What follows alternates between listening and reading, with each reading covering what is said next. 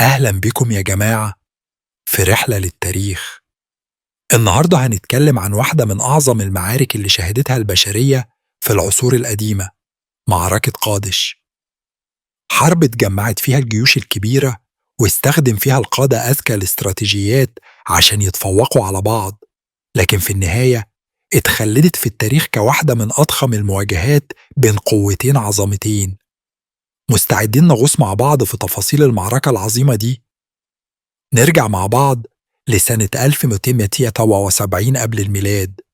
مصر كانت تحت حكم الفرعون رمسيس الثاني، ملك شاب طموح وشجاع بيحلم بتوسيع إمبراطوريته والنفوذ المصري في الشام، خصوصا في منطقة قادش. في الوقت ده كانت الإمبراطورية الحيثية بقيادة الملك معتلي الثاني مسيطرة على أجزاء من الشام، وحصلت مناوشات واشتباكات كتير بين المصريين والحيثيين، وكل واحد فيهم كان عايز يبسط نفوذه على المنطقة الحيوية دي. الصراع بين الإمبراطوريتين مش بس كان عسكري، لكن كمان سياسي واقتصادي، وده لأن الشام كانت طريق تجاري رئيسي بين مصر وبلاد ما بين النهرين. رمسيس الثاني اللي كان بيخطط للمعركة دي من فترة طويلة قرر يتحرك بجيش ضخم من مصر، والجيش ده كان متقسم ل4 فرق: أمون، رع، بتاح، وست. وكل فرقة كانت بقيادة واحدة من كبار قادة الجيش المصري. بدأ رمسيس يتحرك نحو قادش على طول نهر العاصي، وكانت الخطة إنه يوصل هناك قبل الجيش الحيثي ويسيطر على المكان. على الناحية التانية الملك معتلي الثاني ما كانش غافل عن تحركات المصريين.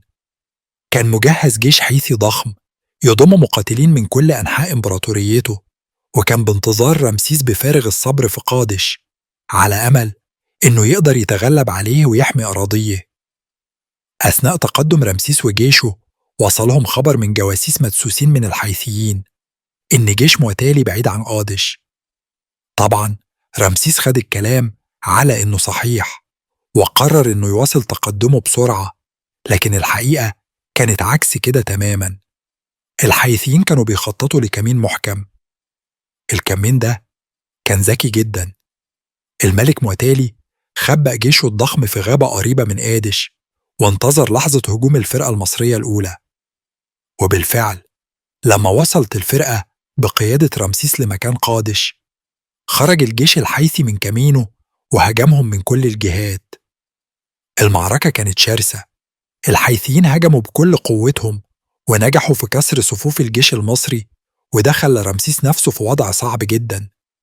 لكن رغم كل الصعوبات رمسيس كان قائد ذكي وشجاع، فقرر إنه يقود الهجوم بنفسه وينظم قواته في محاولة لرد الهجوم الحيثي. وفي خضم المعركة رمسيس اتصرف بسرعة ووجه جنوده للتجمع حواليه، وبدأوا يصدوا الهجوم العنيف ويقلبوا الموقف لصالحهم. كان لحضور رمسيس في وسط جنوده تأثير قوي، ورفع معنوياتهم بشكل كبير، وحول الهزيمة المحتملة إلى مقاومة عنيفة.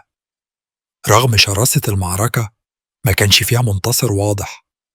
كل طرف تكبد خسائر كبيرة، واتضح إن المعركة دي هتبقى صراع طويل بلا نهاية حاسمة. فقرر رمسيس ومعتالي في النهاية إنهم يلجأوا للحلول السلمية، ودي كانت بداية واحدة من أولى المعاهدات اللي اتسجلت في التاريخ. معاهدة السلام بين المصريين والحيثيين كانت نقطة تحول كبيرة، لأنها مش بس أنهت الصراع، لكن كمان وضعت حدود واضحة بين الدولتين، وده خلى كل طرف يركز على تقوية بلده بدل ما يدخلوا في حروب مستمرة. وبكده انتهت معركة قادش، واحدة من أعظم المواجهات في التاريخ القديم، معركة جمعت أذكى القادة وأقوى الجيوش.